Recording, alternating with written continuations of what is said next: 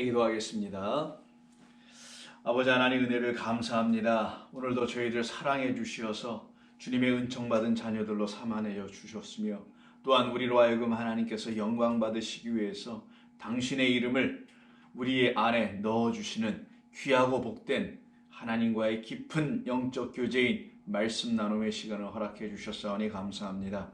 이 시간을 통하여 저희들 모두가 주의 말씀으로 흥왕하여지는 놀라운 영적 대변혁의 시간이 되게 도와주옵소서. 예수님의 이름으로 기도드립니다. 아멘. 자, 우리 하나님 말씀 오늘 요한계시록 강의 89번째 시간으로요.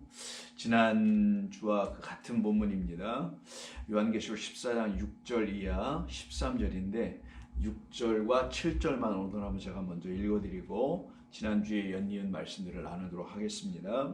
또 보니 다른 천사가 공중에 날아가는데 땅에 거주하는 자들 곧 모든 민족과 종족과 방언과 백성에게 전할 영원한 복음을 가졌더라.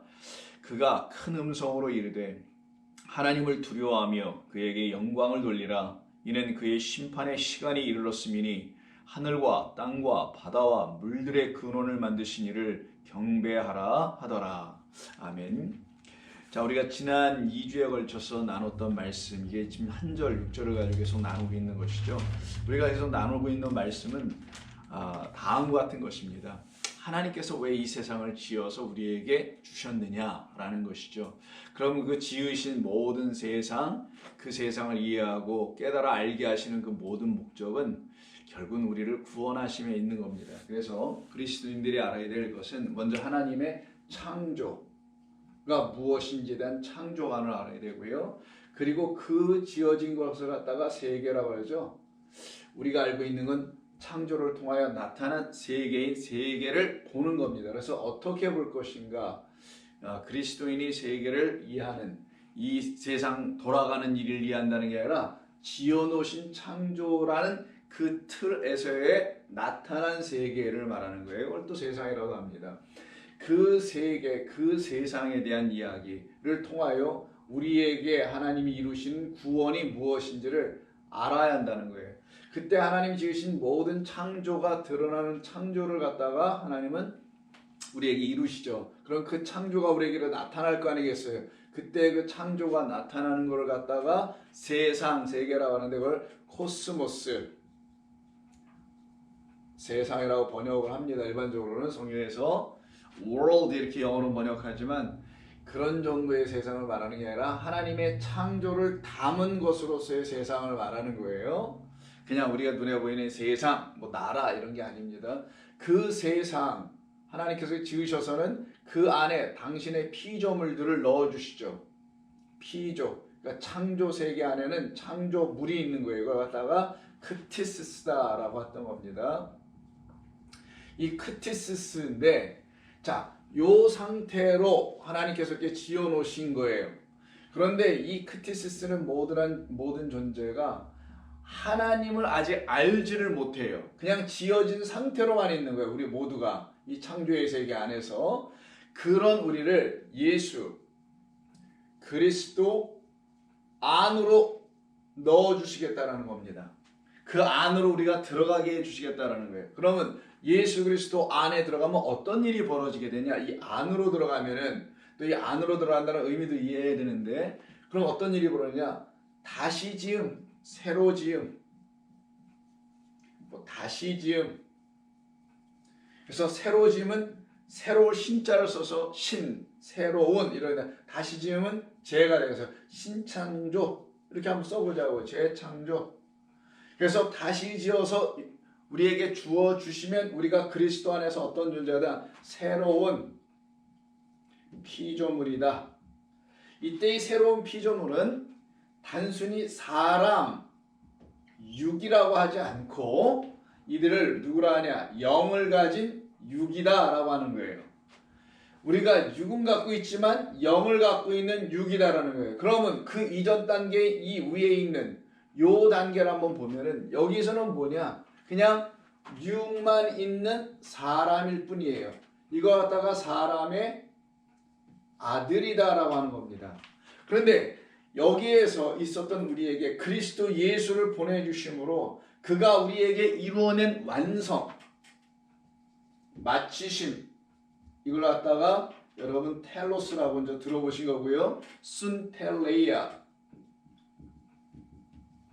이렇게 들으신 거예요.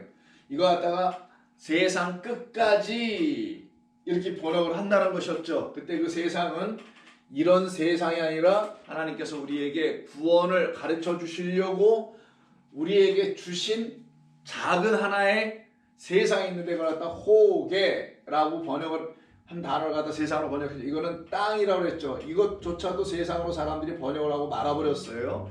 이 땅은 무언가가 세워져야 될 것이죠. 그래서 성전이 세워진 곳을 갖다가 땅이라고 하는 거예요. 그 땅, 성전에 이 세상에 오셔서 성전에 오셔서 당신만이 하시는 일, 완성의 일을 다 마치시게 되면은 그 안으로 우리가 들어갈 수 있게 되는데 그때 우리에게 일어나는 일은 뭐냐? 사람의 아들에서 누구로 바뀌냐? 여기다 쓸게요. 하나님의 아들로. 이걸 구원이라고 하는 거예요. 사람의 아들로 여전히 남아있으면은 그는 육입니다. 근데 하나님의 아들이 되면은 우리가 겉으로는 육이나 안으로는 영이에요. 그래서 우리를 갖다가 영, 육 존재라고 하는 겁니다. 이들을 놓고 이 땅에서 하나님의 아들이라는 거예요. 보기에는 불완전해 보이지만 영을 갖고 있다는 이유 때문에 하나님께서 부어주신 당신의 영, 말씀, 당신이 있기 때문에 우리를 인정해 주시는 거예요. 너희가 이것을 믿느냐? 이걸 믿음으로 취하면 이들을 갖다가 의롭다, 내 백성이다, 나와 같다. 왜? 의로운 자는 하나도 없는데 우리를 의롭다고 하면 의로운 분은 하나님뿐이신데 그럼 우리를 하나님과 방불한 존재로 말하게 되니까 그 하나님이 뭐가 되냐? 신이 되는 거죠. 우리를 갖다 똑같이 신이에요. 근데 지금의 교회와 신학교에서는 이 신을 배워야 된다 이렇게 얘기한단 말이에요. 그래서 신학을 쓰는데 사실은 우리가 배워야 될 게 이런 신학이 아니고 다른 신학을 배워야 되는 거예요. 이 신, 어떤 신적 존재, 하나님, 뭐 하느님, 뭐 God, 뭐 어떤 이름을 you can name it. 모든 어떤 이름을 말하고 있는 그런 신은 뭐 모든 종류에 다 있으니까 이런 신을 배우는 게 아니에요. 성경 얘기는 뭐를 배우는 거냐? 우리가 이걸 배우는 겁니다. 믿음을 배우는 거예요. 믿음, 신앙을. 믿음은 누구? 그리스도 예수. 그리스도 예수를 알고 그를 보내신 영원하신 참 영원, 이걸 갖다 유일이라고 하는 거예요. 한마디로 참되고 영원한 분만 유일한 거니까 우리한테는 그 유일하신 참 하나님과 그가 보내신 그리스도 예수를 알미라, 아는 걸 갖다가 영생이라고 하죠. 그럼 영생은 구원의 완성이란 말이에요. 구원의 선물이란 말이에요. 구원받은 자들에게 뭘 주냐? 생명을 주는데 어떤 생명을 주냐? 아이오니온 조에라는 생명을 줘요. 영원한 생명을 준단 말이에요. 그러나 하나님의 생명. 이거를 구원의 선물로 주는 거예요. 이 구원의 선물로. 그럼 이 구원의 선물이 어떻게 오느냐? 오직 의인은 믿음으로 말미암아 살고 그 은혜로 말미암아 믿음으로 너희가 구원을 얻었으니 라는 말을 알고 있다면 그럼 구원은 믿음이네. 그 믿음에는 은혜가 있었네. 그 외에는 하나님이 있었고 그가 보내신 그리스도가 예수가 계셨네. 이걸 하나하나씩 알아가는 공부, 배움이다라는 거예요. 그래서 신학이 돼야 되는 거예요.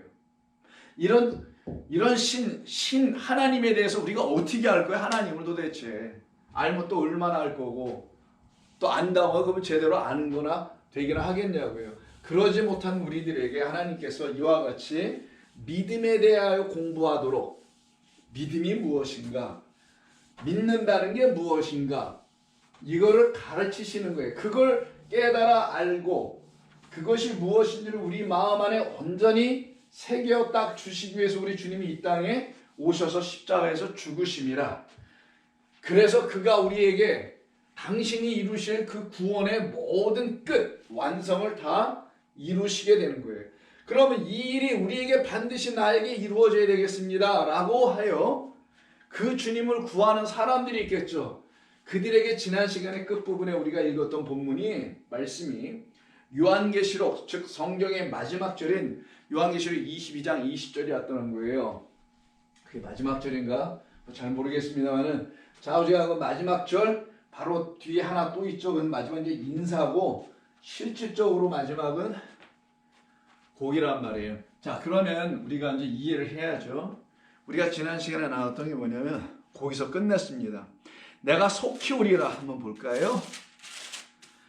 자, 22장 20절 맞네요. 우리 주님 뭐라고 하시냐? 이런 것을 알기를 원하는, 말 그대로 믿음을 공부하고 싶어하는, 믿음이 뭔지를 알기를 원하는, 신앙이 뭔지를 정말 알기를 원하는 그런 사람들에게 하나님이, 우리 주님 뭐라고 하시나?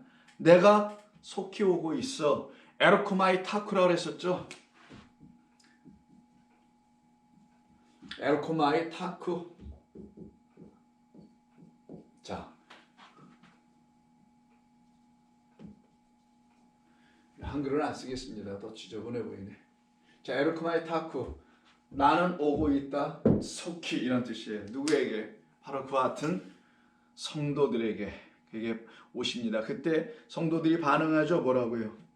이게 정말 맞는 거라면 그분이 내게 오시지 않으면 안 되는구나. 그분이 내 안에 들어오는 걸 내가 그분 안에 있다고 하는 거예요. 그분이 나에게 오셔서 나에게 죽음이 되시고, 나는 그 죽음을 취하여 나도 그 안에서 죽게 돼요. 이 일이 딱 이루어지게 될 때 나에게서 세상은, 보이는 세상은 의미가 없게 되는 겁니다. 그만이 전부가 되게 되어 있어요.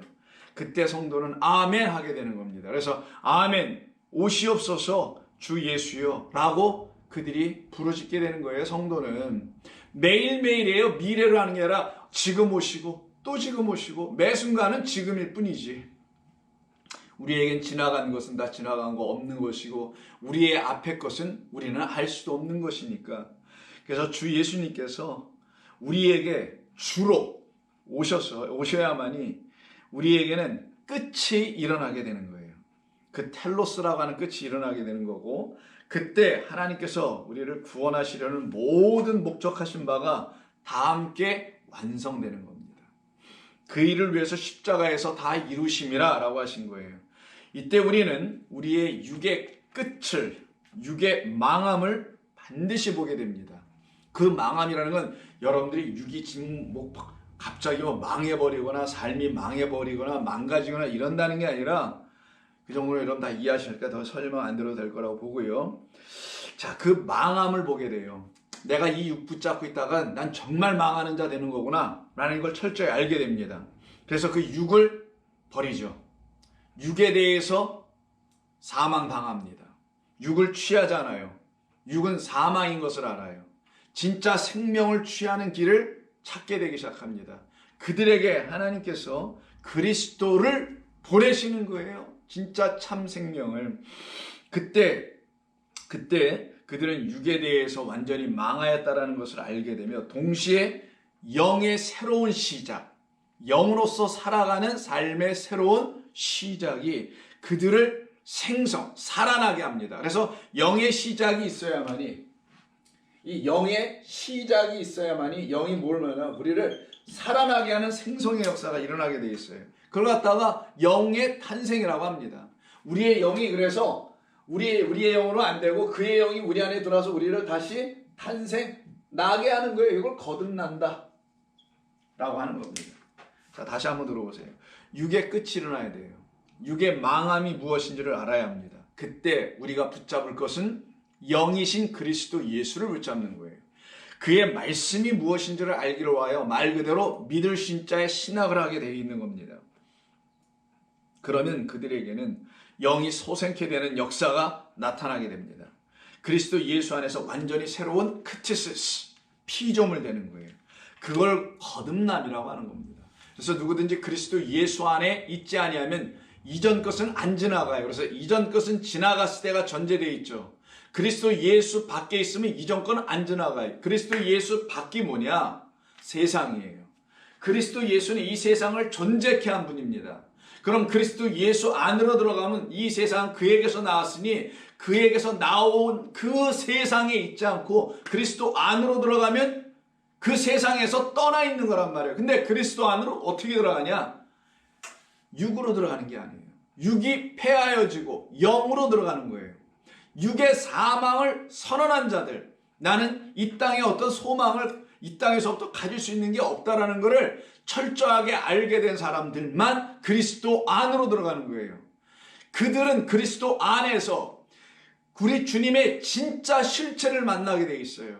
이 빚어져서 나온, 창조돼서 나온 모든 것은 그림자, 겉의 것, 만져도 실체가 아닌 거 사실은. 근데 이것을 존재라 말 좀 쓰기도 그렇지만 이것을 있게 한 분은 만물의 근원 으뜸 되시는 그리스도로 말미암았느니라고 하는 그리스도예요. 그러면 그 안으로 들어가야지 본질 안에 들어가서 뭘 얻든지 알든지 취하든지 같든지 할 거 아니겠냐고요. 껍데기 모조품을 가지고 알 수는 없는 거니까. 그래서 그리스도 안에 있는 자들은 더 이상 예전 것, 이전 것, 그게 뭐예요? 우리가 지금까지 그리스도를 알기 이전까지 우리가 속해 있었던 것이 이전 것, 이 세상이라는 거에 보이는 모든 것, 거기에는 우리의 육을 포함하여 있기 때문에 육에 대해서 떠나기 시작하는 거예요. 점점 한 번에는 안 됩니다.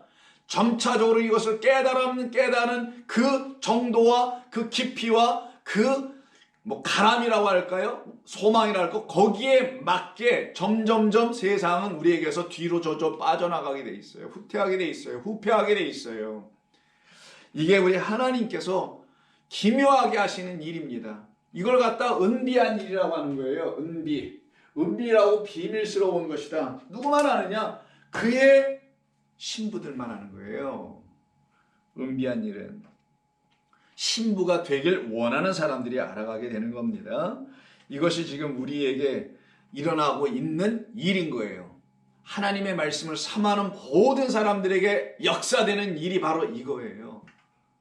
영의 소생이 일어나고 있다면 육의 사망과 후퇴와 그리고 떠나감은 당연히 여러분들 가운데서 동시에 일어나야지 육은 또 육대로 살고 영은 영대로 사는 게 아닙니다. 육의 소욕을 따르면 영의 바람은 거기서 그 생명을 다하게 돼 있어요. 마찬가지로 영의 생명을 추구하게 돼 있으면 소욕을 따라가게 되면은 그걸 성령의 원하심을 따라가게 되면 육은 또 후퇴하게 돼 있는 것과 마찬가지입니다. 이것이 지금 우리에게 주님이 오고 계신 이유인 거며 또 목적인 것이며 그래서 우리를 위하여 이루시려고 하는 그 끝이라는 완성, 우리를 당신의 것 삼으셨음과 내가 그의 것이 되었음을 알게 되는 이 놀라운 현각이 일어나야 되는 거예요. 그럴 때에 그분은 우리에게 이름을 새로 주십니다. 너의 이름은 이 이름이야. 이제는 이름은 자기의 존재를 자기가 누군지를 알려주는 것이 이름 석자 아닙니까? 그 이름을 우리에게 주는 거예요. 그때 이름을 어떤 이름으로 주냐? 우리 이름을 창시계 명하는 그런 이름 주는 게 아니라 계시록 22장 같은 장 12절을 보면은 당신의 이름을 우리에게 주는 거예요. 그 이름부터 우리 알고 가자고요. 22장 12절. 보라, 내가 속히 오리니 여기서 그러잖아요. 22장 20절 마지막 절에서 속히 온다는 말을 똑같이 에르크마이 타크를 또 쓰셔서 내가 지금 속히 오리냐, 내가 지금 오고 있어 급하게. 왜? 너희들이 나를 찾고 있으니 내가 가마, 내가 달려가마, 빨리 가마, 속히 가마. 이런 얘기거든요. 그러면서 하시는 말씀이 붙어 있습니다. 뭐가 오냐? 내가 줄 상이 내게 있어 각 사람에게 그 행한 대로 내가 갚아주리라. 내 이름은 나는 누구냐? 알파와 오메가요, 처음과 마지막이요, 시작과 마침이라 라는 이름을 줘요. 자, 당신을 누구라고 좀 알려주시냐? 나는 이러한 존재야 라고 하면서 알려주시는데 나는 알파와 오메가요, 처음과 마지막이요, 시작과 끝이라. 에고, 나는 알파와 오메가요 라고 합니다. 약자를 일단 쓸게요. 알파 오메가요, 처음과 프로토스, 마지막이요 에스카토스, 그리고 시작 아르케, 그리고 끝이다. 막 끝이라고 되어 있나 모르겠네. 시작과 마침이다 라고 되어 있어서 마침이란 단어가 이게 중요합니다. 이게 바로 순테일라, 지금 우리가 텔로스, 마침이다 이 단어를 써요. 자, 그럼 이게 우리 주님의 이름이에요. 나 그리스도는 누구냐? 알파와 오메가야. 다 똑같은 겁니다. 여기 A양이라고 보자고. 여기 B양이라고 봅시다. A양과 B양은 서로 결국은 같아지게 되는 거예요. 근데 이 A양에 있는 알파, 프로토스, 아르케는 다 똑같은 거예요. 오메가, 에스카토스, 텔로스 다 똑같은 겁니다. 같은 이야기예요. 나는 첫 번째로 왔다. 그리고 나는 또 마지막으로 너희들에게 온다. 이런 의미가 다 있는 겁니다. 당신의 이름을 이렇게 주셨어요. 근데 이게 이름은 아니고 일반 명사죠. 고유명사가 이름이 돼야 되는데 이건 고유한 게 아니라 누구든지 다 알아올 수 있는 명사예요. 알파, 헬라어의 그리스어의 알파벳의 첫 번째 거, 알파벳은 마지막 거. 그래서 프로토스 시작, 나중에라고 마지막, 에스카토스. 여기 뭐 우리말로 뭘로 번역하면 다 똑같은 말이라 제가 볼 때는 처음과 마지막, 그 다음에 시작과 마침, 뭐 끝이다 이렇게 돼 있잖아요.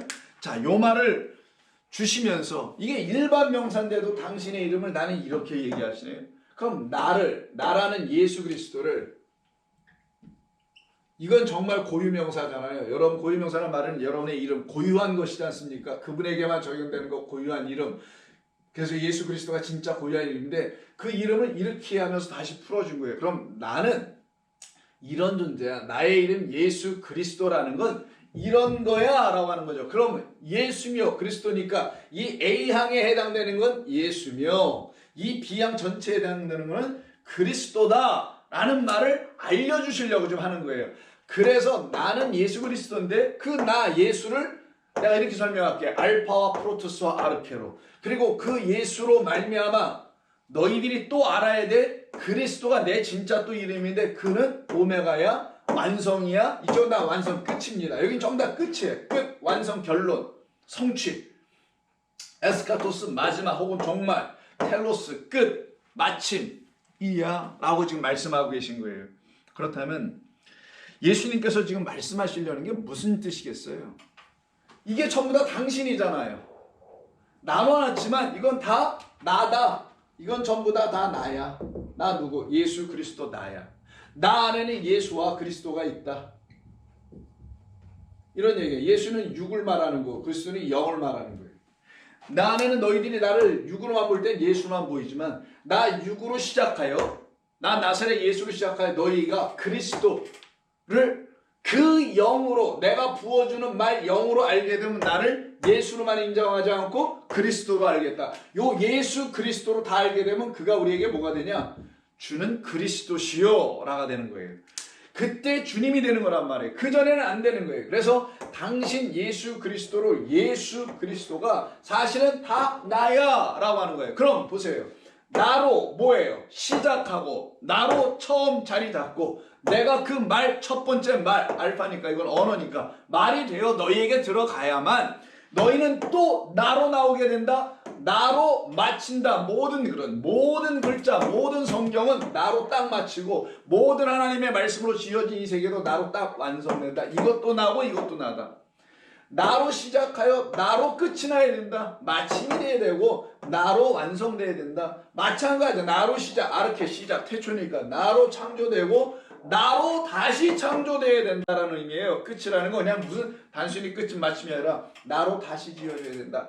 이 모든 걸 다 당신으로 했으니 자, 나로 정리하면 시작하여 나로 완성되어야 된다라는 의미예요. 이게 나로 시작하여 나로 끝나야 한다. 그럼 이때 나는 예수로 시작하여 누구로? 그리스도로 완성돼야 한다. 예수로 시작하여 그리스도로 이해되고 완성되는 거예요. 그럼 예수님은 우리에게 오셔서 누구를 가르쳐 주는 거예요? 예수를 가르쳐 주는 게 아니죠. 목적은 어디예요? 이게 텔로스가 목적이니까, 여기가 끝이니까, 이게 진짜 자리니까 그리스도를 알려주겠죠. 그 그리스도가 나야. 나는 너희들에게 그리스도, 말 그대로 기름 부어온 자야. 기름 뭐? 성령. 기름을 부어주러 온 자야. 너희가 하나님의 것들이라는 걸 내가 알게 해주려고 온 자야라서 나로 시작하여 나로 끝이 나면 너희들은 나의 것으로 완성된다라는 의미가 있는 거예요. 그래서 내가 속히 온다라는 말 다음에 그 말씀하시자마자 그 다음에 그 말에 붙여진 게 당신의 이름을 이렇게 일반 명사로 설명해 준 거란 말이에요. 전부 다 이건 명사니까. 그러므로 바로 이 나사렛 예수 그리스도의 이름이 아니고서는 우리는 우리를 구원하게 하실 다른 이름을 아버지께서 주신 바가 없음을 더욱더 그 사도행전 4장 12절의 말씀이 진리인 것을 알게 되는 거예요. 그럼 이거를 이루어야 이 모든 게 내게 이루어져야 하는데 이걸 이루실 분은 이분밖에 없어. 나를 이 망할 것에서 이 살 것, 생명이라는 그 영의 것으로 바꿔가는 일은 그가 오셔서 이렇게 하시는 것밖에 없는데 내가 여기 어떻게 숟가락을 올려놓을 수 있으며 내가 무슨 참선하고 명상을 하고 어디 가서 선한 사업을 이룬다고 해서 이게 될 것인가? 그 모든 뒷것, 명사라든 묵사라든 선한 사업라든 누굴 가서 도와주는 이 모든 건 이게 다 된 사람들이 가서 해야 할 일이지 이건 되지도 않았는데 뭘 자꾸만 해보라고 하니 교회와 성도와 이 시대의 현대교회가 이거는 관심은 없고 아니 뭘 해야 되는 것만 자꾸만 관심을 갖게 되는 거예요.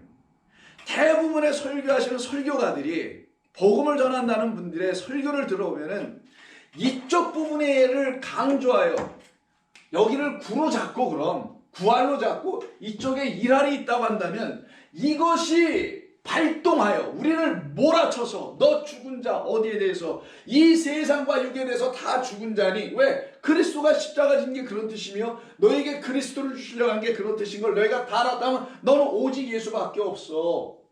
오직 예수 그리스도가 너의 하나님이라는 걸 알게 되지. 그가 너희들에게 하나님을 알려주러 오셨다는 그 하나님 말씀 하나님 걸 알게 되지. 그때 너희는 이분이 너를 끌고 밀어내치기 때문에 어딜로? 그 죽은 세상, 죽어있는 세상, 생명 없는 세상, 사망 가운데, 흑암 가운데, 신음 가운데 있는 이 세상에 나가서 선한 사업을 하든 사랑을 하든 너희는 그때 해야 될 일은 이거야.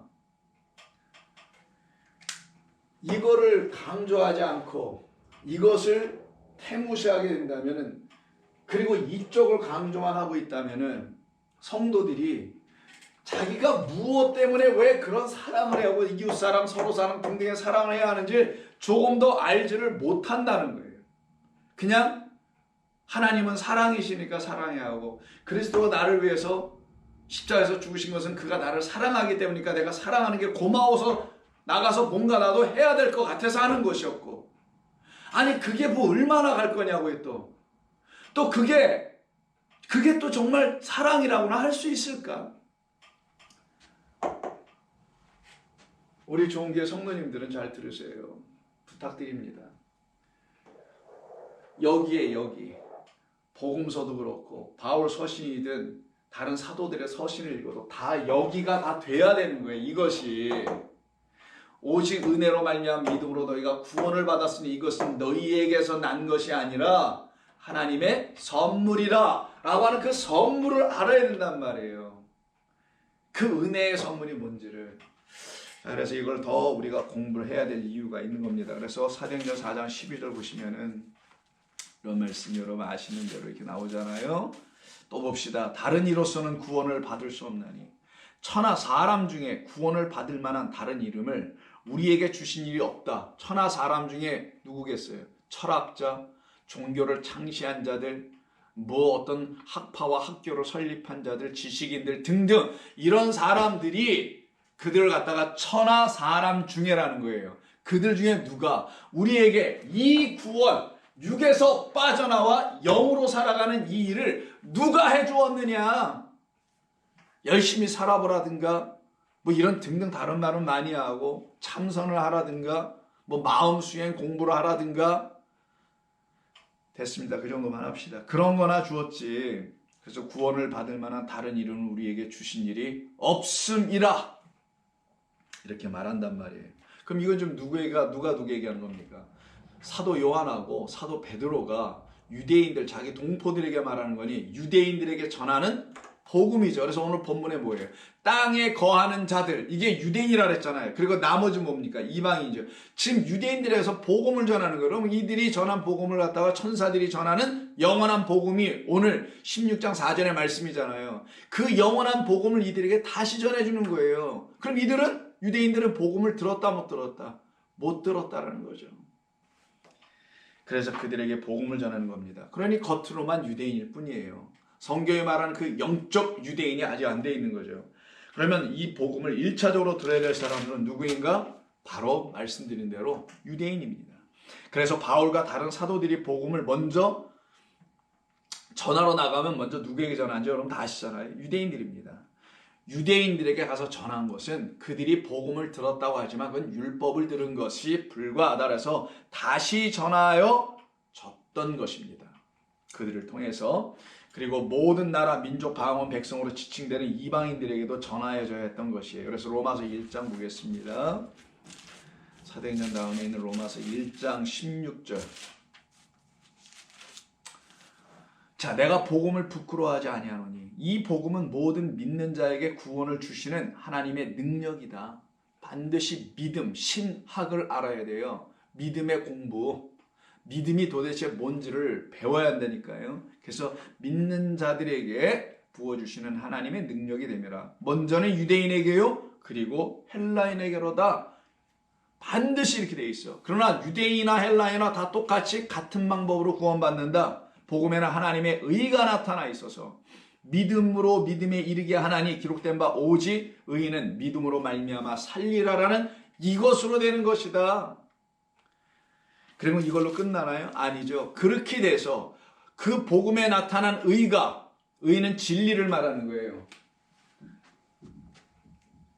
공의라고 합시다. 여러분 공의가 더 편할 수 있어요. 공의는 항상 공의로 심판한다는 말이 있죠. 진리는 뭐냐?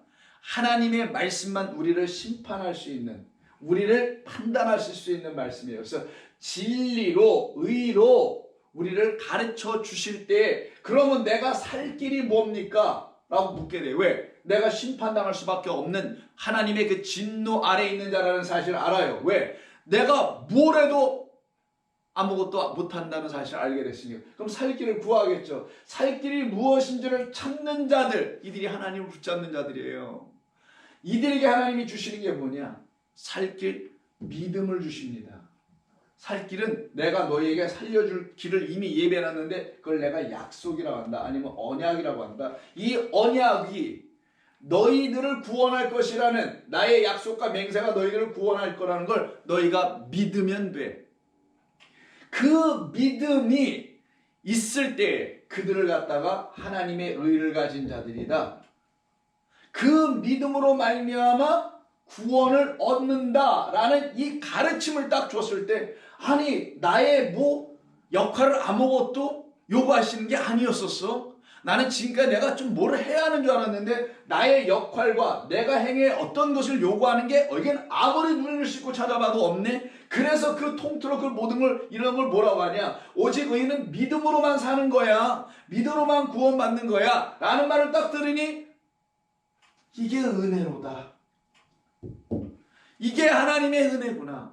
그래서 오직 의인은 믿음으로 말미암아 살아날 수 있도록 시작은 의로 하여 진리의 말씀으로 하여 은혜로 완성시키는 거예요. 처음부터 은혜를 알 수가 없어요. 우리가 은혜 받을 수밖에 은혜 받지 아니하면 안 된다는 것을 알게 하는 진리의 말씀이 떨어져야 되는 거예요. 그리고 우리를 뭘로 구원하시나? 다시 은혜로 구원하시는 겁니다. 물론 하나님의 은혜가 모든 걸 다 덮은 건 맞아요. 그러나 이 은혜가 뭔지 우리가 몰랐잖아요. 그래서 하나님께서 우리에게 진리를 보내시는 거예요. 그리스도 예수를. 그리스도 예수로 말미암아 우리가 또 뭐를 알게 돼요? 하나님의 은혜를 알게 돼. 그가 뭐니까? 믿음이니까. 그를 통하여 하나님의 은혜를 갖게 돼야 되니까. 그때 우리에게 은혜와 진리가 누구에게 있는지를 다 알게 되는 거예요. 누구? 은혜의 사도요, 진리의 사도요, 진리의 사도요, 은혜의 사도인, 의의 사도요, 사랑의 사도인 누구? 그리스도 예수. 그래서 그의 안에는 은혜와 진리가 충만하도다. 은혜는 뭐냐? 하나님의 사랑을 말하는 거예요. 진리는 뭐냐? 의를 말하는 겁니다. 이게 우리 가운데 충만해지는 거예요. 은혜와 진리와 의는 우리를 심판하고 우리를 책망합니다. 은혜는 뭐예요? 사랑은 뭡니까? 덮어줍니다. 가리워집니다. 이 모든 것이 드러나는 것을 십자가라고 하는 거예요.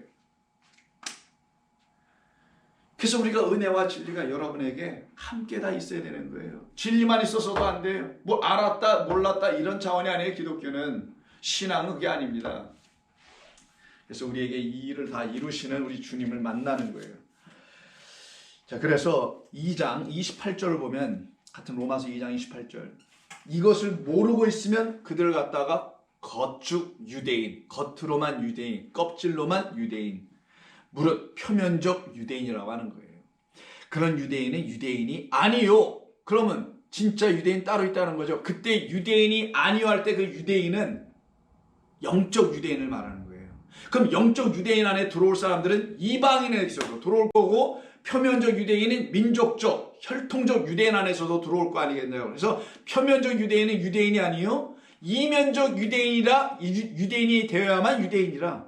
그럼 이면적 유대인 안의 것이라는 거예요. 은밀한 것, 감추어진 것, 드러난 것만 바라보고 하나님을 믿고, 그리고는 그걸로 신앙생활 한다고, 하나님을 찬양한다고, 경배한다고 하는 모든 그런 사람들은 유대인, 하나님이 발견하시고 찾아내신 사람들이 아니라 그 안에 있는 것, 코스모스, 이 눈에 드러난 그것을 주신 그 영원하신 하나님을 알아보는 사람들, 이들만이 유대인이다.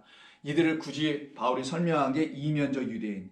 그래서 무릇 표면적 유대인이 유대인이 아니며 표면적 육신의 할례가 아니니라. 오직 이면적 유대인이 유대인이며 할례는 마음에 할지니 영에 있고 영에라 하는 것이고 율법 조문에 있지 아니한 것이라 라고 말하게 되는 겁니다.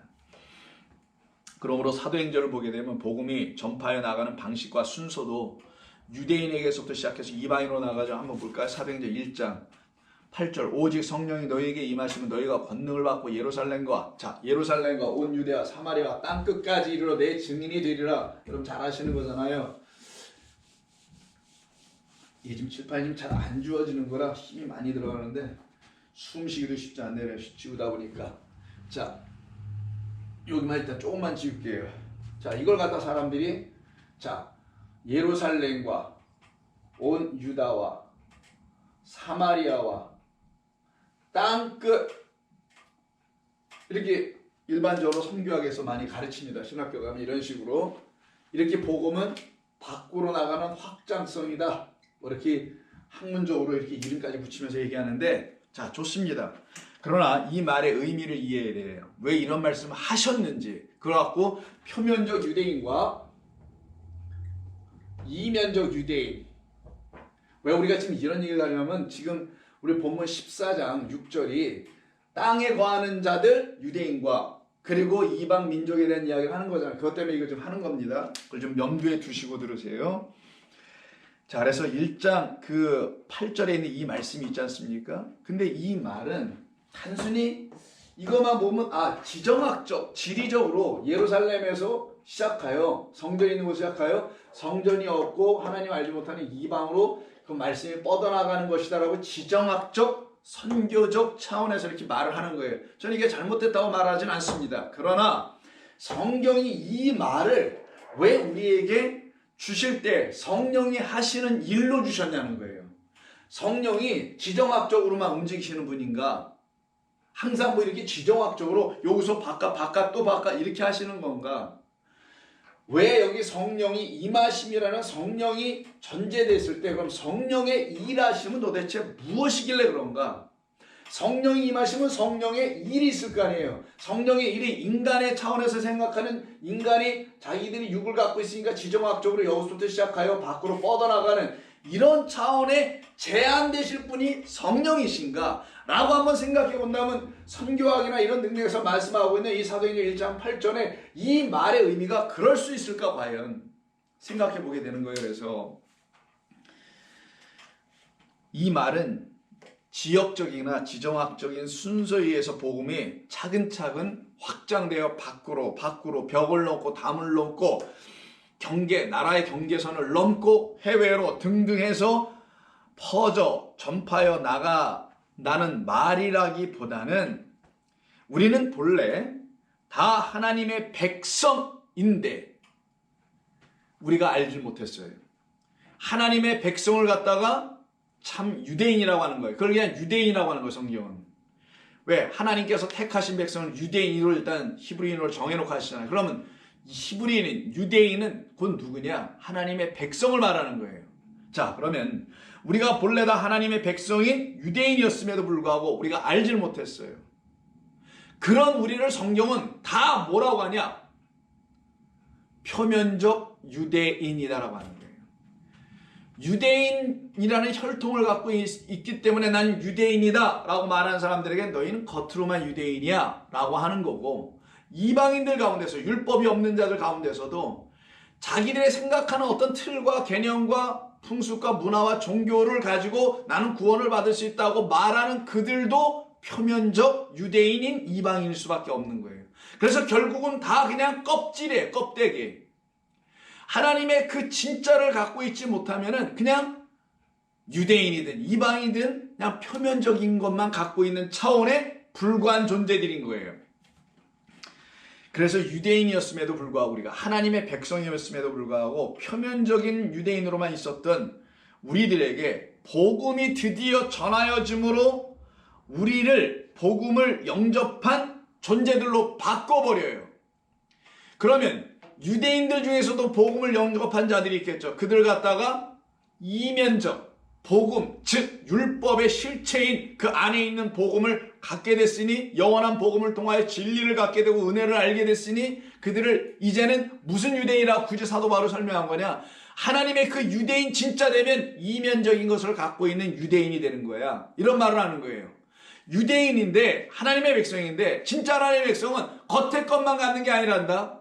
겉에 건 시작, 여기 아르케라는 알파는 여기에 불과한 거고, 진짜는 안에 거, 감추어진 거, 완성되는 것이 복음인데, 그거를 우리가 영원한 복음 천사가 전해주는 날개 달린 천사가 아니라 하나님의 사자, 말씀하는 하나님의 영이 우리에게 가르쳐주는 그 말씀으로 다시 듣게 될 때야만이 우리 안에 드디어 그 은비한 것이 무엇인지를 안으로 충만하게 채워주신다. 이게 성령 충만인데, 그때 성도는 그 기쁨에 감격을 하게 돼 있고, 그 기쁨은 우리를 어디로 끌고 가냐, 육아, 너는 이제 끝났구나, 너는 사망당했구나, 너는 이제 영이야 라고 우리에게 선포를 해주게 돼 있어요. 그때 우리는 약간 이상한 감정과 감동을 받게 되는데, 육에 대한 철저히 죽음이라는 슬픔을 경험하고, 근데 그게 또 기쁨이 되는 거예요. 왜? 육은 나에게 생명 주지 못한다는 사실을 아는 그거에 대해서 죽었으니 잠시는 세상과 육의 결별이 슬퍼 보여. 그러나 그것이 슬픔이 아니라 오히려 나는 하나님의 것이 되었기 때문에 그런 것까지도 말할 수 있는 자 되었고, 경험에도 상관이 없는 자 되었으니 그게 기쁨이 되는 거예요. 이들을 갖다가 이면적이라는 말로 사용된 은비한 그리스도의 복음은 하나님의 비밀을 가진 자들이 되는 거예요. 그러니 단순히 지정학적인 이런 의미가 아니라, 이 말은 표면적 유대인으로만 있던 우리들에게 복음이 전하여 줌으로 말미암아, 누가? 성령께서 주시는 거예요. 성령이 임하시면, 복음을 주시는 분은 이분이니까 임하시면 우리를 누구로 만들어요? 이면적 유대인으로 만드는 거예요. 이방인 가운데서도 만들고 유대인이라는 가운데서도 만들고 좌우지간 이 세상 가운데서 다 만들어내는 것뿐이에요. 그것으로 일하시는 분을 성령의 일하십니다. 성령이 여러분들에게 임하시면 그렇게 되어지는 것이다. 이때 우리가 들어야 될 게 영원한 복음이라는 그 아이오니온, 그 세대가 반드시 듣고 끝나야 될 그 아이오니온 유앙겔리온을 듣게 되는 거예요. 이때 사도행전 1장 8절에 땅끝까지란 말 있죠. 땅끝까지. 너희는 땅끝까지 이르러. 끝까지, 그러니까 에오스가 끝이에요. 헤오스가 뭐뭐까지. until 뭐 이런 until. 땅끝까지인데 이 땅이 도대체 뭐였을까? 땅? 세상이니까? 코스모스일까? 아니면 뭐일까 저게? 이 세상이 또 이 땅이라는 게 도대체 뭐일까? 땅의 끝은 또 뭘까 그러면? 정말 땅의 끝? 여기 끝? 땅 끝이랄까? 여기 끝? 도대체 어디일까 이게 땅 끝이? 어디 섬? 도대체 땅 끝까지 이르러라니 이 땅 끝까지 이르러가 뭘까? 이르러도 웃지만 거기에는 땅, 먼저 이 땅은 호계입니다. 그걸 다 아시는 거죠? 이제 호계. 호는 정관사, 더라는 뜻이고 그라는 말이 우리말로 하면 이거는 걔 땅이에요. 근데 이게 그 땅이라고 번역을 하지만 우리가 성경이 말하는 그 땅은 성전이 있는 곳이에요. 성전. 그 성전의 끝이 이루어질 때까지. 그러면 그 성전의 끝까지. 그 성전의 끝?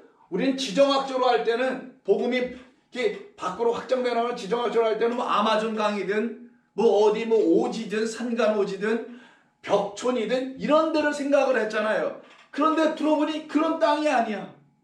호계야. 그러면 성전이야. 그럼 성전의 끝? 성전의 끝이면 뭐 이렇게 성전이 네모나게 담벼락이 있다고 생각하면 이 성전의 끝 여기를 말하는 거겠어요? 너무 유치하잖아. 말이 안 되잖아. 그때 이 끝이 뭐냐? 아까 우리 예수님께서 나는 프로토스요 에스카토스다 라고 할 때 이 에스카토스예요. 이거는 끝, 종말, 마침 다 뭐 같은 거니까. 그러면 그 성전에 뭐가 와야 돼요? 끝이 오도록, 끝이 오도록, 예루살렘에서든 그것이 오도록, 유다의 땅에 가서도 그것이 오도록, 사마리아 땅에서도 그것이 오도록, 어디에서든지 그 땅의 끝은 반드시 이루어져야 된다.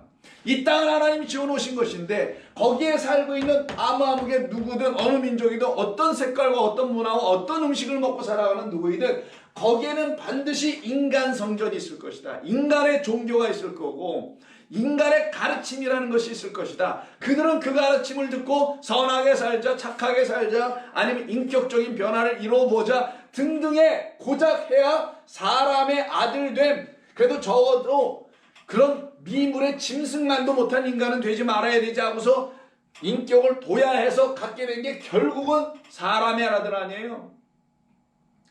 이런 상태에 있는 그곳을 갖다 땅이라고 하는 거예요. 그런 성전, 아래 세상 성전, 이걸 무너뜨리겠다는 거잖아요. 예수님께서 오셔서 그것의 끝이 이루어지도록이에요. 이거는 지금. 그럼 성령이 하시는 일, 성령이 임하면 여기로 오시네, 우리 안으로 오시네, 우리가 살고 있는 여기로 오시네요. 그리고 여기를 어떻게 해요? 여기가 끝이 나야 될 곳으로 딱 맞아 나가게 되면은 우리는 거기서 증인이 되는 거예요. 증인. 그 증인들로 인하여 증인되고 또 우리가 증인되어 나가는 것. 그래서 영원한 복음은 세대를 걸쳐 계속해서 전해져야 될 복음을 말하는 것이지 지정학적 확장을 의미하는 그런 복음이 아니어서 아이오니온, 유앙겔리온이라고 했죠. 복음이라는 유앙겔리온은 아이온이 확장된 아이오니온, 이 말을 영원한이라는 말로 쓰잖아요. 그 영혼은 바로 그 세대가 주님을 맞이한 세대가 됐을 때 또 다른 세대에게 복음을 전하게 되는 겁니다. 그러므로 종말론을 주장하시는 분들이라든가 뭐 예수 재림을 빨리 뭐 어떻게 하신다는 분들은 이것을 오해할 수밖에 없게 된 수 있게 됩니다. 하나님께서는 당신께서 지으시고 이 창조 지으시고 그리고 보기에 참 좋았다고 하셨잖아요. 이 모든 크티시스들을, 피조물들을 다 보시기에 좋았다, 첫째 나말 이렇게 하시지 않습니까? 그런 창조 세계를 왜 하나님께서 파괴하실 일이 뭐가 있어요? 아니 지어놓고 왜 파괴하시냐고. 하나님께서 그걸 통하여 하나님은 알게 하시려고 하는데 그걸 파괴시키면 어떻게 하시겠다는 거예요. 그러니 그분들이 정말 파괴를 기다리고 있는, 멸망을 기다리고 있는 그런 분들은 자기 안에서 일어난 멸망, 자기 안에서 일어나야 할 어떤 사망, 육의 끝, 이게 안 일어났기 때문에 그런 건 아닐까요? 혹시? 진짜 사망이 없어서 그런 거 아닐까요? 그러니까 밖의 것에 사망을 자꾸만 찾고 있는 것 아닐까요? 이 세상 왜 이래 이렇게 지저분하고 이렇게 말세지말 같아. 그래서 밖의 것에 빨리 무너짐, 이것만 기다리고 있는 거 아닐까요? 참성도면 밖의 것이 무너지는 게 빨리 오기보다는 조금만 좀 늦게 해주세요. 하나님, 저게 수많은 영혼들이 있습니다. 그들에게 하나님의 그 복음을 들려주세요 라고 말해야 되는 거지, 빨리 무너져게 해달라고 하는 게 말이 되겠어요? 하나님께서 지으신 보기에 좋았던 것을 하나님이 아무렇게나 이렇게 파괴하시는 하나님 무슨 파괴자입니까? 그런 생각을 조금 더 생각하지 않았기 때문에 그런 오해들이 있을 수 있다고 봅니다. 하나님께서 창조해 주신 이 눈에 드러난 모든 세계는요, 우리가 보고 있는, 경험하는, 살아가는 이 모든 세계는 그 창조의 모든 것들이 결국은 그것을 이루신 하나님을 들추어내요. 우리에게 가르치려고 하는 도구예요. 도구를 없애버리면 우리가 어떻게 그 하나님을 알 거냐고요. 즉 영원하셔서 육이 아니기에, 육으로 존재하시는 분이 아니기에 우리의 눈으로는 안 보이잖아요. 우리가 볼 수 있는 건 육, 물질의 세계인데 그는 물질, 육이 아니니 드러나 보이지 않고 감추어져 계시는 분인이 이 창조의 비밀인 영원하신 아버지 하나님을 들추어 우리에게 잘 볼 수 있도록 알려주는 도구가 지금 우리가 잘 보아야 할 이 세상이란 말이 지어놓으신 모든 것, 그것은 다 우리 하나님을 잘 드러내주기 위해서 하나님이 정성을 다하여 신심을 다하여 지어놓으신 거예요. 근데 그걸 파괴하자고요? 제가 무슨 환경론자는 아닙니다만은 그래서는 안 되죠. 우리를 위하여 이렇게 멋지고 아름답고 황홀하게까지 지어주신 이 아름다운 창조의 세계를 왜 하나님이 파괴하시냐고요. 단 그 첫 번째로 지어 우리에게 보여주신 이 창조의 세계가 영원하신 복음인 누구? 그리스도 예수로 말미암아 그 창조의 실체인 영원하신 아버지 하나님을, 진짜 하나님을 우리에게 알려주시려고, 그 하나님께서 우리의 심령에 비추어 딱 나타나시게 해주시려고 그리스도가 오신 것이고, 그렇게 해서 우리에게 비추어 주시면 그때는 이 모든 창조 세계가 그 목적하는 바 그 끝, 텔로스, 에스카토스, 이 오메가, 이 모든 것들이 우리 안에서 다 맞춰지게 되는 거예요. 그 눈에 보이는 창조 세계는 그때 다 떠나가게 되는 것이며, 바로 이 세상이 그때 나의 눈에서는 끝이 나는 거예요. 그러니 내 눈에서 끝이 났는데 이 세상이 뭘 더 끝이 나야 될 이유가 뭐가 있어요? 그건 하나님께서, 우리는 잘 모르겠어요. 하나님께서 알아서 하실 문제지. 모든 걸 주관하신 하나님의 주권 아래에 있는 거지. 그 때와 시를 우리가 어떻게 할 거냐고요. 그 세상이 바로 끝이 나는 거예요. 그게 우리에게서 경험되어야 되고 날마다 인식되고 자각되어야 될 종말이어야 되는 것입니다. 그 세상이 우리에게서 떠나가는 것이 우리에게 일어나야 할 에스카토스입니다. 마지막 종말이 되는 거예요. 그 세상이 여전히 남아있어? 그러면 아니지. 안 된 거지. 그래서 여러분 잘 아시는 갈라디아서 말씀 한번 읽어드릴게요. 그 세상이 떠나가는 게 무엇인지를 갈라디아서 5장 6장 14절이네요. 그러나 내게는 우리 주 예수 그리스도의 십자가 외에는 결코 자랑할 것이 없으니 그리스도 예수로 말미암아 세상이 나를 대하여 십자가에 못 박혀, 그리고 내가 또한 세상을 대하여 십자가에 못 박혀. 세상도 내게 죽고 나도 세상에게 죽어야 돼요. 한쪽만 죽을 수는 없어요. 그럼 한쪽은 살아나게 돼 있어. 내가 혼자 세상에 대하여 죽었으면 세상은 언제든지 나를 향하여 살아온다니까요. 근데 그 세상이 또 혼자만 죽고 나는 여전히 살아있으면 나는 그 세상을 활용할 거 아니겠냐고요. 마찬가지로 나는 죽었다는데 세상은 여전히 펄펄 살아서 내 눈앞에서 움직여. 그럼 그 세상은 내게 아직 안 죽은 거잖아요. 그럼 그 세상은 나를 미혹하게 할 거 아니겠냐고요. 그래서 세상도 나에게 대하여 죽고 나도 세상에 대하여 십자가에 못 박히는 것, 그리스도로 말미암아 이루어지는 거예요. 이거는 그때 우리는 근심, 걱정, 불안, 초조 아무것도 없게 됩니다. 이 세상에 그리 기쁠 것도 없고 이 세상에 어떤 회한의 통심이 우리 가운데 가득할 만한 어떤 일이 벌어진다 하더라도 그리 슬퍼할 것도 없어요. 그래야 성도예요. 그게 진짜 하나님이 전부인데. 아니 그러면 오직 예수라는 찬송은 늘 왜들 부르는 거야 그거? 하나님이 정말 오직 예수예요? 전부입니까? 눈이 와도 전부, 비가 와도 전부, 비가 내리지 않아도 전부? 아니 전부냐고요 정말 예수님이, 그리스도가. 그러면 여러분은 세상이 여러분에게 전부가 될 수 없고 여러분도 전부가 안 되는 거예요. 그러니 나도 전부가 아니야. 모든 것이 아니야. 모든 것에 모든 것 되는 분은 나를 이렇게 구원해내신 그분밖에 없어. 그럼 그분만 나에게 생명이고 살아있고 나머지는 다 죽은 거지. 진짜 생명은 그분이고 나머지는 생명 아닌 생명을 흉내내는 가짜들이었구나. 그래서 가짜는 떠나고 진짜만 내게 오는 것, 일이 이루어지게 되는 거죠.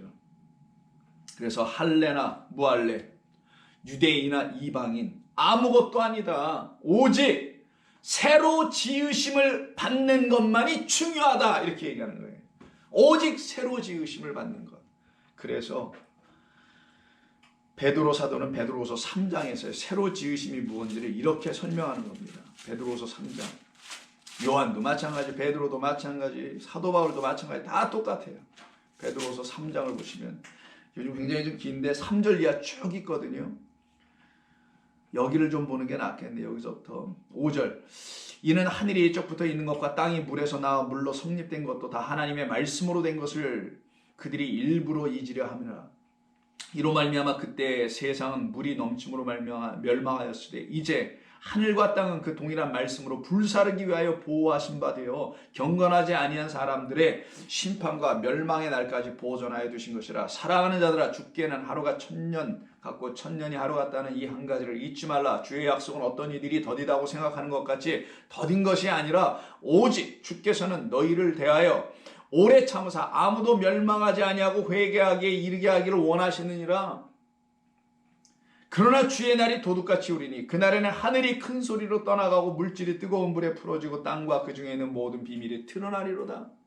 여러분, 이거 한번 그대로 이거 갖고 종말을 어떻게 외치시는 분들은 이 말을 가지고 이 땅 멸망당하는 걸로 얘기해요. 자, 그럼 한번 그대로 한번 그분들의 생각대로 한번 이걸 다시 한번 읽어볼게요. 제가. 그러나 주의 날이 도둑같이 올 거라는 거예요. 그날에는 하늘이 큰 소리로 떠나간대. 우주적 대재앙 심판이래. 이게 그분들의 이야기는 물질이 뜨거운 불에 풀어지고 땅과 그 중에 있는 모든 일이 드러난다네요. 아니, 다 태워졌는데 뭐가 드러나요? 그러면 이 말씀에 왜 드러난다, 이 계시된다, 감추는 것이 이렇게 드러난다는 말의 의미가 뭔지를 알아야 될 거 아니겠냐고요. 우주적 대재앙이라든가 심판이라든가 뭐 이런 예수 재림에 일어나는 어떤 현상들로 설명하고 있는 종말론을 주장하시는 분들이 이런 말씀을 드러난다는 말을 뭘로 어떻게 설명할 거냐고 그러면요. 다 망가지고 다 태워지고 다 쓸려가는데 뭐가 드러나요? 하나님의 영광? 이렇게 말할 거예요 또? 그때 말하는 이 말이 이 보이는 것이 우리 가운데 다 떠나가도록 그리스도께서 도적같이 우리 안으로 속히 오신다. 누구에게는? 하나님의 자녀들에게는, 약속을 갖고 있는 자들에게는. 그래서 문맥을 보라고 해요. 8절 사랑하는 자들아, 9절 약속을 갖고 있는 자들아. 그들은 이렇게 된다라는 거예요. 그들에게는. 그러면서 하시는 말씀이 이 모든 것이 어떻게 풀어지리니 이렇게 풀어지니 너희가 어떠한 사람이 되어야 마땅하냐? 거룩한 행실과 경건함으로 그리스도 예수 안에 있는 사람 되라는 거예요. 하나님의 아들 되라는 거예요. 사람의 아들 또다시 되지 말고 하나님의 날이 임하기를 바라보고 간절히 사모하라. 그날에 하늘이 불에 타서 풀어지고 물질이 뜨거운 물에 녹아지려니와 우리는 그의 약속대로 의가 있는 곳인 새하늘과 새 땅을 바라보도다. 드러나는 게 있네요. 여기가 떠나면 우리의 눈에서 이게 지나가 버리면 드러나는 건 새하늘과 새 땅. 이 지구가 멸망 다음에 오는 어떤 땅이 하늘이 아니라 이것을 지금 말하고 있는 거란 말이에요. 이때 물질 수없이 말하는 스토이케이온이라는 말, 이거는 물질이 아니라 율법, 초등학문을 말하는 것이라고 말씀드렸죠. 그 말의 의미는 첫 번째로 준 것, 보이는 것으로 준 것, 나타나여지게 창조하신 모든 것, 이것이 너희 눈에서 다 떠나가도록 내가 내 아들을 너희들에게 보낼 거야, 보내준 거야, 지금도 보내고 있어, 이런 뜻입니다. 이런 말씀인 거예요. 그래서 사도 요한 또한 계시록 21장에서 이 얘기를 하잖아요. 새하늘과 새 땅. 또 내가 보니 1절 새하늘과 새 땅을 보니 처음 하늘과 처음 땅이 없어졌기에, 처음 하늘과 처음 땅이 없어지지 않으면 새하늘과 새 땅은 여러분에게 안 나타나요. 이건 언제 경험돼야 되는 거냐? 이거 지금 쓰고 있는 이 사람들이 이걸 경험하고 있어야 되는 거야. 초대교회에서 이미. 그럼 우리도 마찬가지지. 살아있을 동안에 이게 경험돼야 되는 거지. 죽은 다음에 뭘 이걸 어떻게 경험해 이거. 아니란 말이에요.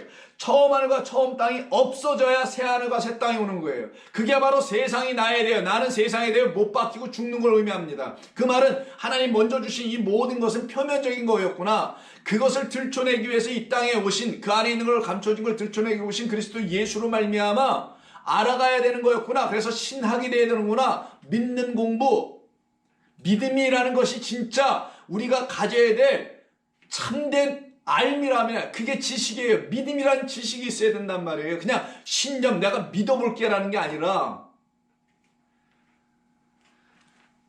그래서 새하늘과 새 땅을 보게 되는 거예요. 여기는 바다가 없는, 사망이 없는 곳이죠. 그래서 그 하늘을 갖게 된 그 땅을 말하는 거예요. 새 하늘과 새 땅이라는 것은 그 하늘을 갖게 된 존재인 우리를 새 땅이다.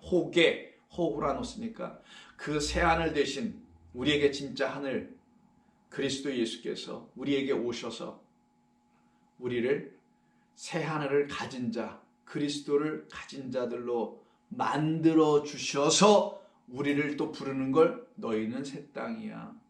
나라는 새 하늘을 갖고 있는 새 땅이야. 너희는 그리스도를 갖고 있는 내 백성들이야. 하나님의 아들들이야. 라는 그런 의미입니다. 이 영원한 복음을 듣는 자와 듣지 못하는 자들에게 임할 하나님의 최후의 심판에 대하여 소위 예수님의 종말 강화의 마지막 설교인 마태복음 25장 한번 볼게요. 자, 마태복음 25장. 오늘 여기 마치기 위해서는 조금만 더 할게요. 또 나눠서 할 수가 없으니까. 자, 마태복음 24, 25장에 소위 사람들이 이름 붙이기를 신학자들이 이걸 종말 강화라 했지만 저는 마음에 들지 않습니다. 그 말은 하나님의 완성의 일이에요. 그건 그리스도의 십자가 사건의 그 완성이 뭔지를 왜 오셨는지를 설명하는 거죠. 그때 25장에 보시면은요, 31절 이하서부터 이런 말씀하십니다. 인자가 자기 영광으로 모든 천사와 함께 올 때 자기 영광의 보좌에 앉으리니 모든 민족을 그 앞에 모아놓고 구분하기를 목자가 양과 염소를 구분하는 것 같이 한다. 양은 오른편에 염소는 왼편에 이렇게 나누죠. 이게 목자들이 하는 일이에요. 일상에서 그들의 목축에서 그 노매드들이 자 그런 일을 가지고 지금 비유로 설명하는데 그때 오른쪽에 있는 자 왼쪽에 있는 자를 뭐라고 하냐. 결론부터 오늘 이 문맥에 따라서 오른쪽에 있는 자가 이면적 유대인이에요. 왼쪽에 있는 자 염소라고 취급되어 있는 그 왼쪽에 있는 자는 누구냐. 표면적 유대인이에요. 표면적 유대인은 겉에 드러난 것만 열심히 하는 자들. 근데 이면적 유대인은 누구들이냐? 안에 있는 거를 진리의 것으로 믿음으로 행하는 자들이 돼요. 나를 구원하신 그 진리의 말씀을 사랑으로 이루어낸 하나님의 구원이었으니 내가 그 사랑 그 진리를 내가 어찌 행하지 않을 수 있을까? 그래서 믿음이 있으면 그 행함으로 믿음이 있음을 보여주라는 야고보의 말이 맞는 거예요. 그래서 그 일을 감당하는 자 오른쪽에 있는 자 그게 이면적 유대인. 그들은 안의 것을 붙들고 안의 것을 살아가는 자들. 그것을 이루기 위하여 사랑하는 자들이에요. 사라가 아니라 사랑하는 자들이에요. 그래서 너희가 서로 사랑하면 너희가 내 제자인 줄 알랴. 그 사랑은 진리에 근거한 사랑. 나를 구원한 것은 진리의 말씀이 떨어져서 나를 죄악 가운데서 심판받아야 될 자라는 걸 깨닫게 해주는 성령이 죄에 대해 의에 대해 심판에 대해 책망하시는 것처럼 진리로의 책망이 떨어졌기 때문에 나를 살려내시는 하나님의 사랑을 붙잡게 된 거 아니냐고요. 은혜를. 그래서 진리를 듣고 은혜와 사랑 가운데 있는 자들이 오른쪽에 있는 이면적 유대인들입니다. 이들은 전부 다 못했다 그러잖아요. 근데 아니다. 너희는 다 했다. 너희는 나가서 그 진리의 복음을 사랑의 복음을 전하는 자들이 됐어. 그런데 이 표면적 유대인들은 너희들은 그런 걸 해본 적이 없다 하니까 우리가 언제 안 했어요. 우리가 배고픈 사람 먹이고 등등 다 했습니다. 그러니까 전부 다 하는 게 뭐예요. 표면적인 것들만 죄다 했다고 그러네요. 오른쪽에 있는 이면적인들은 우리는 표면적인 일을 해본 적이 없습니다. 우리는 그 안에 있는 진짜 사랑, 그리스도의 사랑, 진리의 복음을 가서 죽어가는 생명들에게, 죽어가는 영혼들에게 그 생명 붙는 이야기를 저희들은 그들이 깨달아 알아들을 때까지 헌신하며 충성하며 그리스도의 복음의 일꾼으로 최선을 다하고 살아가겠습니다. 왜? 당신이 내게 전부인데 난 당신에게 충성된 종이 되는 건 당연한 거 아닙니까? 이게 오른편에 있는 이면적 유대인들에 대한 이야기인 거예요. 그때에 자, 이 설명을 여러분 전제로 하시고 25장 41절에 이런 말이 나와요. 왼편에 있는 자들에게 이르시되 저주를 받은 자들아 나를 떠나 마귀와 그 사자들을 위하여 예비된 영원한 불에 들어가라. 이때 영원한 자를 쓰네요. 예수님께서 이 영원한 불에 들어가는 거예요. 영원한 불에 들어갈 때 이 영원한이 오늘 주제인 영원한 복음이에요. 이게 영원한 복음과 관계해서 이때 영원한 아이오니언 이게 영원이에요. 아이오니온 복음 유한겔리온. 자, 아이오니언에 너 불에 들어가. 영원한 불. 이렇게 저주를 하십니다. 그들에게. 그리고는 오른쪽에 왼쪽에 있는 자들 그렇고 오른쪽에 있는 자들에게는 뭐라고 하시냐? 46절에 말씀하세요. 46절. 자, 뭐라고 하시냐? 이렇게 결론 내리십니다. 그들은 영벌에 처해지고 의인들은 영생에 들어갈 것이다 할 때 의인들 오른쪽에 있는 자와 똑같이 영원한 생명 여기 들어갈 것이다.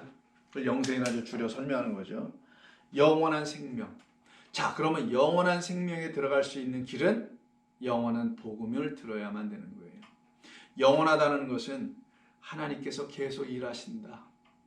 누구든 이걸 바꿔낼 수 있는 게 아니다. 근데 영원한 벌을 받을 사람들이 누구냐? 영벌이라고 되어 있죠. 그 왼쪽에 있는 자들 46절에 보면 영벌을 받을 것이다. 영원한 벌. 이 벌을 받는 자들이 누구냐? 요한일서를 한번 보겠습니다. 요한일서 4장 18절. 자, 요한일서 4장 18절 보시게 되면 사랑에 대한 이야기잖아요. 자, 18절. 사랑 안에 두려움이 없고 온전한 사랑이 두려움을 내쫓나니 두려우면은 형벌이 있다 할 때 그 형벌이 자, 이쪽에 있는 영벌. 요 벌이 형벌이라는 말로 좀 번역한 거예요. 똑같아. 요한일서 형벌. 요한일서 4장 18절. 자, 두려움을 갖고 있는 자들은 형벌에 처해진다. 자, 보세요. 사랑 안에는 두려움이 없어요. 온전한 사랑이 두려움을 내어 쫓아버려요. 근데 두려움에는 형벌이 있습니다. 두려워하는 자는 사랑, 하나님의 그 사랑 안에서 온전히 이루어지지 못하느니라. 자, 그러면 사랑이 우리 가운데 있지 아니하면, 즉 하나님의 사랑을 우리가 알지 못하면, 진리를 통하여 그 은혜와 사랑을 알지 못하게 되면은 이런 말이에요. 진리가 우선, 사랑이 뒤따라옵니다. 진리도 모르는데 사랑하면은 세상 사랑하고 끝나지만 진리를 알고 그리고 죽을 자 살려내시는 하나님의 사랑을 알 때 그 사랑을 진짜 사랑이라고 하는 거예요. 그 사랑을 갖게 되면 무슨 일이 벌어지냐? 나 사랑받은 자구나. 그러니 내 안에 있는 모든 죄로 말미암아 죽을 수밖에 없는 하나님의 진노가 다 제거됐으면 아니 두려움은 없겠네. 그런데 두려움을 갖고 있는 자들은 어떤 자들이냐? 영벌을 받는 자들이라는 거예요. 지금 마태복음 25장에는 누구의 이들은 두려우니까 맨날 겉에 것만 해. 표면적인 것만 열심히 해. 이거 안 하면 안 되는 줄 알고 이것만. 이게 세상에 가르쳐준 도덕이니까 윤리니까 종교적 계율이고 도구마 교리들이니까. 이걸 열심으로 해. 왜? 이거 안 하면 나 안 되는 거고 죽고 천국 못 가고 지옥 간다니까 두려워. 두려워서 하는 거예요. 이게 보니까 표면적 유대인들은. 두려움을 갖고 있는 자들은 두려움 안에는 형벌이 있느니라. 사랑 안에는 뭐가 있다? 영생, 생명이 있느니라. 이 말인 거예요. 그러니 두려워하는 자들은 누구겠어요? 하나님의 사랑을 모르는 자들이죠. 이 두려워하는 자들은 하나님의 사랑이 뭔지도 모르고, 왜? 진리가 들려줘야지 하나님의 사랑을 알게 되는 건데 진리는 듣지도 못하고 하나님의 사랑만 인간의 사랑으로 대체해놓고 그걸 하나님의 사랑하는 것이라고 말하고 있는 그 사랑을 열심히 하고 있으니 이거 안 하면 안 되나 보다 라고 생각하여 매일 두려움에 빠지잖아요. 이때 두려움을 포보스라고 해요. 여러분 포비아 뭐 말 쓰잖아요. 포보스라고 하는데 포베오마이 동사로다가 두려워하다 아니면 두려움. 이들은 뭐냐? 하나님의 복음 그리스도 예수로 말미암아 사랑의 이야기를 진리를 통하여 듣지 못했기 때문에 두려워하는 자들이에요. 그 상태에서 그 땅에 거하여 그 성전에 앉아서 거하여 하나님을 예배하고 있는 자들이 이게 전부다. 그러면 이 포보스는 두 가지 의미로 사용돼. 이 두려움이라는 거는 다음 주에 하겠습니다. 첫 번째는 정말 두려움으로, 두 번째는 여러분 잘 아시는 경외. 경외는 그럼 누가 하냐? 영생을 얻은 자들만 하나님을 경외하는 거고, 자기의 생각에 의해서 뭔가를 열심히 해야 한다는 어떤 강압에 눌려가지고 그 두려움에, 사랑은 뭔지 모르고 그냥 하나님의 사랑을 집어주고 인간의 사랑 가지고 뭔가 열심히 하고 있는 그들은 다 이 포보스 두려움 속에 빠지게 돼서 결국은 그 벌만 받고 있는 영벌에 처해지는 자들, 이를 갈 수밖에 없는 자들로 떨어지게 되는 거예요. 두 가지로 나눠지는 거예요. 그럼 이스라엘 백성들은 정말 하나님을 예배했나? 온전히 경외했나? 그들은 두려워했습니다.